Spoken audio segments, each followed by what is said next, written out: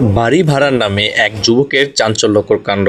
স্থানীয় সূত্রে জানা যায়, এই যুবক প্রায় ৩ মাস আগে মহল্লার একটি ঘর ভাড়া নেয়।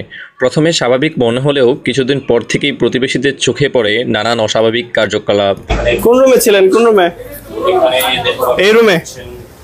ঘরের ভিতরে প্রায় সময় অপরিচিত লোকজন আসা যাওয়া করতে দেখা যায়। এতে এলাকাবাসীর সন্দেহ আরও বাড়তে থাকে। অবশেষে তারা নজরদারি শুরু করে এবং সঠিক তথ্য যাচাইয়ের পর বিষয়টি জানায় স্থানীয় থানায়। পুলিশ তাৎক্ষণিকভাবে অভিযান চালিয়ে ঘটনাস্থল থেকে ৩ জন নারীকে উদ্ধার করে। প্রাথমিক তদন্তে বেরিয়ে আসে, ওই যুবক দীর্ঘদিন ধরে এই নারীদের ব্যবহার করে দেহ ব্যবসা চালিয়ে যাচ্ছিল। এমনকি অভিযানের সময় ঘরের চৌকির তলায় লুকিয়ে রাখা হয়েছিল ৩ জন নারীকে।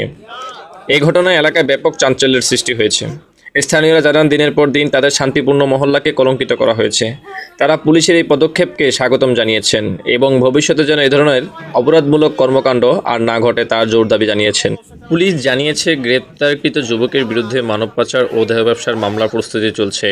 উদ্ধারকৃত নারীদের জিজ্ঞাসাবাদের মাধ্যমে জানা গেছে, তাদের বিভিন্ন প্রলোভন দেখিয়ে এখানে নিয়ে আসা হয়েছিল।